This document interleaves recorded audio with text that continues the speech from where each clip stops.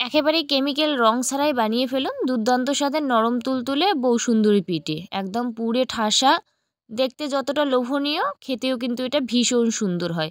যেহেতু কেমিক্যাল এখানে রং ব্যবহার করব না, তাই পালং শাক দিয়ে তৈরি করব। আর এইখানটায় আছে গোবিন্দভোগ আতপ চাল। এটা 1 ঘন্টা আগে ভিজিয়ে রাখলেই হবে আতপ চালটা। এরপর শিলনোড়া একেবারেই কিন্তু মিহি করে বাটতে লাগবে। আপনারা চাইলে মিক্সারে করতে পারেন, তাতেও হবে। তো খুব ভালো করে বাটার পর এটা কিন্তু নামিয়ে নেব। এরকম সাদাই থাকবে, আর বাটাটা যেন একটু ভালো হয়। তো প্রথম যে ব্যাচের যে চালটা সেটা কিন্তু বাটার পরে সেকেন্ড ব্যাচের যে চালটা নিয়ে নিলাম, আর তার সাথে যে পালং শাকটা আছে সেটাও কিন্তু নিয়ে নেব। মানে এটা একসাথে বাটবো। একটু সময় নিয়ে বাটতে লাগবে যাতে একেবারেই মিহি থাকে। কোনো দলা যে ভাব সুজির মতো সেটা যেন না থাকে চালের। চালে দেখবে অনেক টাইমে কিন্তু কম বাটা হলে সুজির মতো একটু দানা দানা ভাব থাকে, সেটা যেন না থাকে সেই দিকে একটু লক্ষ্য রাখা লাগবে। একদম মিহি করে এটা কিন্তু বাটতে লাগবে। তো এটাও কিন্তু বাটা আমার একেবারেই কমপ্লিট। তো সবগুলো পরিষ্কারভাবে নামিয়ে নিলাম। আর এই পাত্রে কিন্তু সাদা যে ব্যাটারটা আছে এটা নিয়ে নিলাম, আর পরিমাণ মতো একটু জল দিয়ে নেব। এটা গুলেই জলটা নিলাম, ওইখানটা অনেকটাই সাদা ব্যাটার ছিল তাই জলটা গুলে নিলাম। যেহেতু পাতলা সেই ক্ষেত্রে এইখানটায় দিয়ে দেব একটু আটা, তার সাথে মেশানো হচ্ছে ময়দা, দুটোই মেশানো হচ্ছে ওই মানে অল্প অল্প করে। স্বাদ মতো একটু নুন দিয়ে নিলাম, দিয়ে ভালোভাবে কিন্তু এই ব্যাটারটা ফেটানো লাগবে। আর ঘনত্বটা দেখে হয়তো বুঝতেই পারছেন কীরকম পাতলা করতে লাগবে।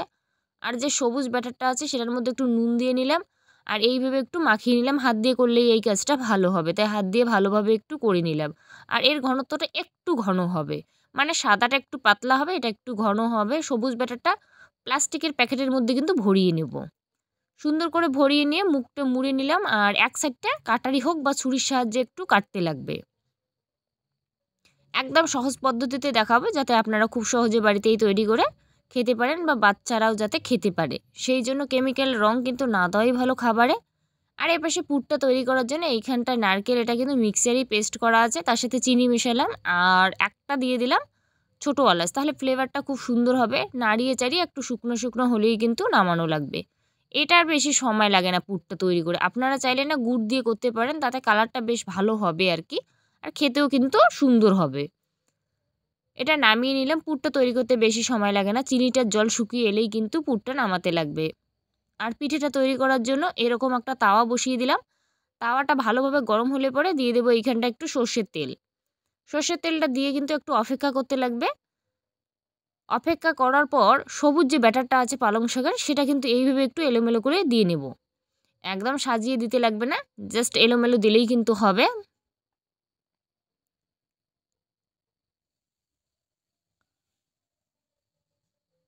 এটা দেওয়ার পরে একটু হালকা মতো শুকনো শুকনো হলে পরে এর উপরে যে মানে সবুজ ব্যাটারটা দেওয়ার পরে আর কি দিয়ে দেবো সাদা ব্যাটারটা। দিয়ে চারদিকটা একটু ভালোভাবে ঘুরিয়ে নেব, মানে সমান করতে লাগবে। চারদিকটা একটু গোল করে নিলাম হাতার সাহায্যে। এরপর যে পুরটা আছে, নারকেলের পুরটা মাঝ বরাবর এইভাবে দিয়ে নিলাম। দেওয়ার পরে কিন্তু চারদিকটা এইভাবে একটু খুন্তির সাহায্যে ছাড়িয়ে নিয়ে এইভাবে ডিমের যেভাবে আমরা অমলেট করি সেইভাবে কিন্তু করে নেব। দেখুন, আর খুব সহজেই কিন্তু এটা উঠে আসে। এইভাবে একটু চাপ দেব, আর যে তাওয়াতে তেলটা আছে তেলটা একটু চারদিকে এইভাবে দিয়ে নেব, তাহলে কী হবে মুচমুচে হবে, খুব সুন্দর হবে এটা। পুরটা একটু দেওয়া বেশি হয়েছে তো সেই জন্য এই পুরটা আর কি বেরিয়ে আসে, ওটা নামিয়ে নিলাম। আর এইভাবে একটু হালকা আছে উল্টে পাল্টে বেশ ভালো করে ভাজতে লাগবে। দেখুন কালারটা, এটা আমার রেডি। ওই একইভাবে এটাও তৈরি করব, কিন্তু ওটা একটু ডিজাইনটা আলাদা করছি আর এটা একটু আলাদা ডিজাইন করব, মানে একটু ড্রপ ড্রপ করব। এইখানটায় দেখুন ফোঁটা ফোঁটা দিয়ে করব, আর আগেরটা কিন্তু একটু গোল করে নিছিলাম। তো যেটা আপনাদের সুবিধা সেটা করে নেবেন। এরপরে ব্যাটারটা দিয়ে নেব, আর হাতা দিয়ে একটু চারদিকটা ভালোভাবে ঘুরিয়ে ঘুরিয়ে গোল করে নেব, মানে যেভাবে রুটি আমরা করি গোলা রুটি সেইভাবে করে নিলাম। নেওয়ার পরে কিন্তু পুরটা দিয়ে দেব।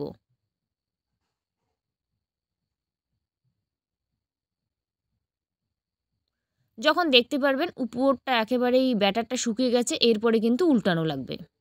এটার একটু ডিজাইনটা কিন্তু দেখুন অন্য রকম, মানে দুরকম ডিজাইন করলাম, আপনাদের যেটা সুবিধা সেটা আপনারা করতে পারেন। দেখুন কতটা সুন্দর হয়।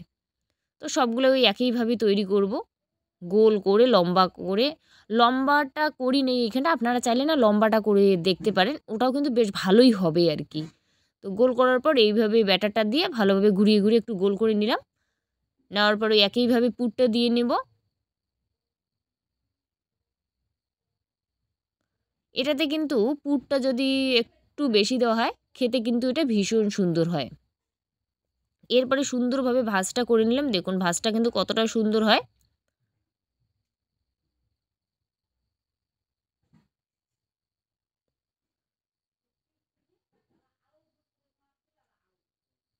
সবগুলোই কিন্তু এইভাবে পুর দিয়ে নিলাম। এই লাস্টেরটায় অনেকটা পুর ছিল, তো দিয়ে নিলাম। নেওয়ার পরে ভালোভাবে একটু বসিয়ে দিলাম যাতে পুরটা মানে খুব সুন্দরভাবে হয়। মানে পুর থাকলেই কিন্তু খেতে ভালো লাগে। তো সেই জন্যে পুরটা একদম ঠাসা করে দিতে লাগবে। যেহেতু বাড়ির এটা, তাই পুরটা একটু ঠাসা করে দিলে খেতে বেশ ভালোই লাগবে। দেখুন পিঠেটা আমার কিন্তু একেবারেই রেডি, আর দেখতে কতটা সুন্দর আপনারা দেখেই হয়তো বুঝতেই পারছেন এটা কতটা সুন্দর হয়। দেখতে এটা যতটা সুন্দর বন্ধুরা, খেতেও কিন্তু এটা ভীষণ সুন্দর হয়। আপনারা তো দেখলেন বানানো কতটা সহজ। প্লিজ একবার বাড়িতে এইভাবে বানিয়ে দেখবেন, আর জানাতে ভুলবেন না এটা কীরকম হয়। আশা করি রেসিপিটা আপনাদের ভালো লাগবে। ভালো লাগলে অবশ্যই লাইক কমেন্ট শেয়ার করে দেবেন। আর যদি এই চ্যানেলের প্রথমবার আমার রান্নার ভিডিও দেখছেন, প্লিজ চ্যানেলটাকে সাবস্ক্রাইব করে রাখবেন, পাশে থাকা বেল আইকনটি প্রেস করে রাখবেন।